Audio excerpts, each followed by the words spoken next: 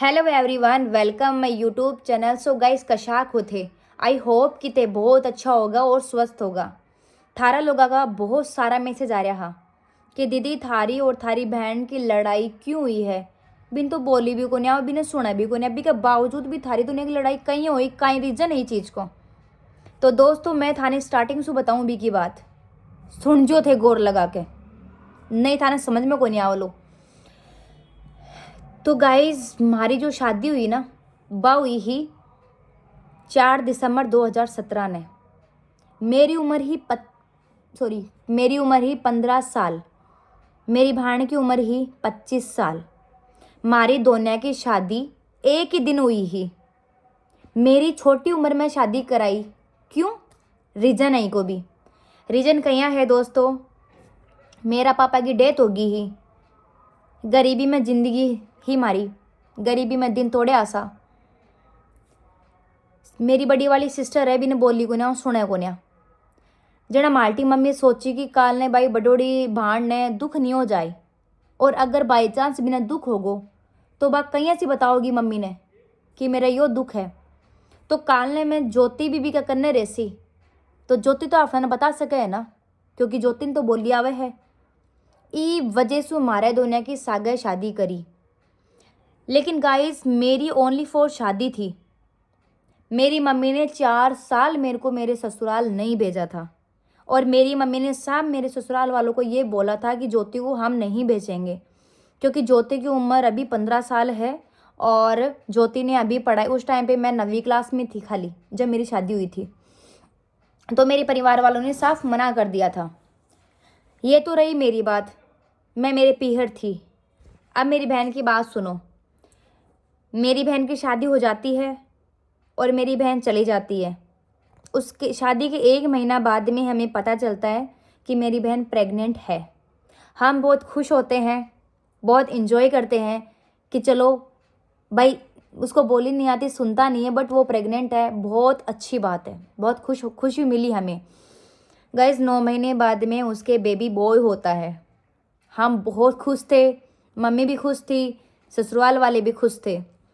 जिसका नाम मैंने निकाला था उसका नाम था यश। मैंने निकाला था उसका नाम। बच्चा हो गया दोस्तों, बच्चा 6 महीने का हो गया।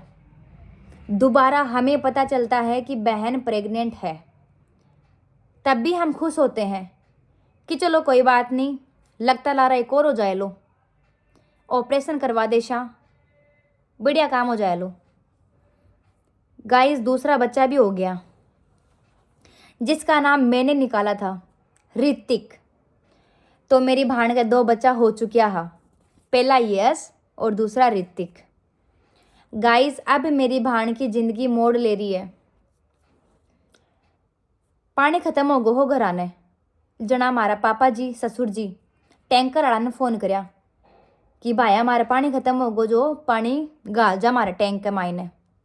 टैंकर हाड़ो आगो हो, पानी भर दियो हो, और जो होदी हो नहीं, जो टैंक होवे वो सा हमारे सासरा के मायने होल के मायने ही हो। पानी भरवा लिया, लेकिन भी की कुंडी बंद कौन करया टैंकर की, जो टैंक की कुंडी बंद कौन करया उद्दी की। पापा जी भी टैंकर वाला ने पानी पीसा दे बचलगा। पीछा सु वो जो यस है ना, बड़ वालो भाईओ, वो भी होदी के मायने पड़ोगो। घर का कोई भी ध्यान कौन दिया।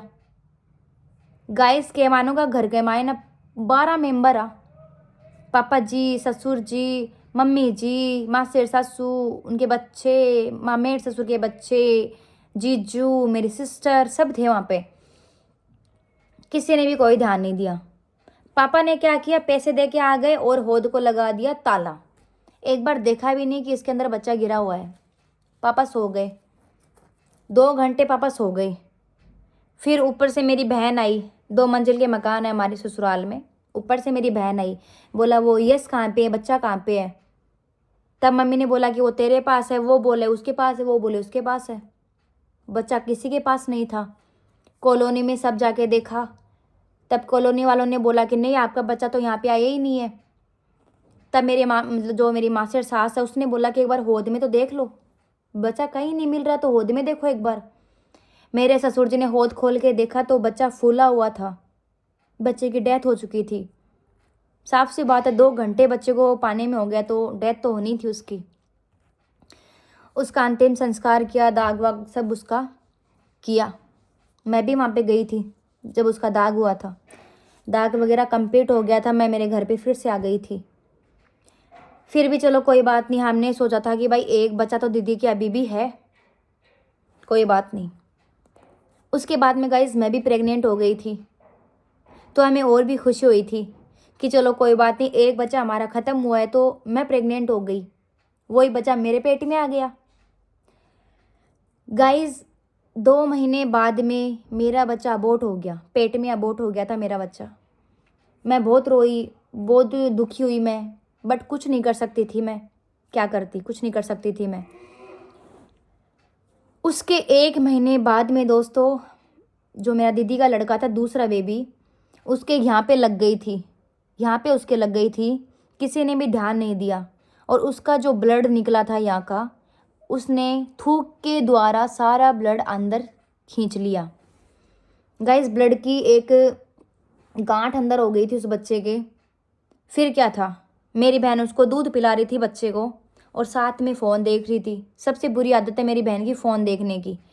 जैसे फ़ोन चला रही थी और बच्चे को धांसी आ गई दूध से। मेरी बहन ने ऐसे किया भी नहीं। फिर गाइस पता नहीं बच्चा ऑटोमेटिक बेहोश हो गया। डॉक्टर के पास में लेके गए और बच्चे की डेथ हो चुकी थी। उसका भी अंतिम संस्कार किया, दाग वगैरह सब किया। मैं भी वहाँ पे गई थी। फिर से मैं मेरी मम्मी के पास में आ गई थी, क्योंकि मेरी तो उम्र छोटी थी तो मैं तो रही नहीं थी वहाँ पे। 2 बच्चे हमारे ख़त्म हो गए थे। दुख का सन्नाटा चारों ओर था। पीहर में भी बहुत दुख वाली बात थी, ससुराल में भी दुख वाली बात थी, लेकिन हम क्या ही करते, कुछ नहीं कर सकते, सब भगवान की देन थी। हमने खूब सारे पंडित से पूछा, पुजारियों से पूछा, सब ने एक ही बात बोली कि तुम्हारे ऊपर किसी ने कुछ करवा रखा है और तुम्हारे घर में ना कुछ भूत है, प्रेत है, साया है, पता नहीं क्या क्या है। लेकिन गाइस वो कुछ भी नहीं था, वो एक लापरवाही थी, परिवार वालों की लापरवाही थी और उसका सामना हम सब लोगों को करना पड़ा। फिर गाइस मेरी बहन के तीसरा बच्चा लगा। हमें बहुत खुशी हुई कि चलो मेरी बहन फिर से प्रेग्नेंट हो गई। 2 बच्चे हमारे ऑलरेडी अबॉर्ट हो चुके थे, तो हमें खुशी हुई कि चलो भगवान की दया से दोबारा प्रेग्नेंट हो गई। अब दोबारा हमारे घर में बच्चे की चिनकारी होगी, बहुत खुशी हमने मनाई। गाइस हम मेरी बहन को मैं मेरे घर पे लेके आ गई थी। उस टाइम पे मेरी मम्मी ने बोल दिया था कि बेटा अब तू तेरे हस्बैंड के साथ में रहने लग जा, क्योंकि मेरे हस्बैंड के पास में रोटी बनाने वाला कोई नहीं था और मेरे हस्बैंड के ट्रांसफ़र टू ट्रांसफ़र होते रहते हैं। उस टाइम पे हमारा ट्रांसफ़र था दोस्तों अजमेर में मेरे हस्बैंड के साथ में रहा करती थी। 6 महीने बाद में मेरे को पता चलता है कि मेरी बहन के बच्चा है। तो हमने फिर ये डिसाइड किया और जो हमारे पंडित से हमने पूछा था, तो पंडित ने बोला कि आप एक काम करो, अपनी बहन को अपने मतलब इस घर से दूर ले जाओ, ससुराल से दूर ले जाओ, क्योंकि यहाँ पे उसका बच्चा नहीं हो पाएगा, तुम्हारा वंश आगे नहीं बढ़ेगा। तो गाइज मैं मेरी बहन को मेरे घर पे लेके आ गई थी, यानी कि अजमेर लेके आ गई थी, जहाँ पे मैं रहती थी, रेंट पे रहती थी। 9 महीने मैंने मेरी बहन की सेवा करी है। तो गाइज डॉक्टर के पास हम मेरी बहन को लेके गए थे, तो डॉक्टर ने साफ मना कर दिया था कि ये बच्चा डिलीवर नहीं कर सकती, क्योंकि वो काफ़ी कमज़ोर हो गई थी, बहुत ज़्यादा उसमें कमज़ोरी आई थी। बच्चादानी भी बहुत उसकी कमज़ोर हो गई थी, जिस वजह से वो बच्चा डिलीवर नहीं कर पा रही थी। मैंने हाथ जोड़ के विनती करी डॉक्टर्स के सामने कि प्लीज़ मैम इस बार करवा दो, आगे से हम ध्यान रखेंगे कि इसके बच्चा हम ना करवाएं। डॉक्टर ने साफ बोला था कि आप 5 साल तक इसके बच्चा मत करना, क्योंकि इसकी कंडीशन बहुत सीरियस है और लास्ट में इसके कुछ भी हो सकता है। मैंने कहा ठीक है डॉक्टर, हम पूरा ध्यान रखेंगे।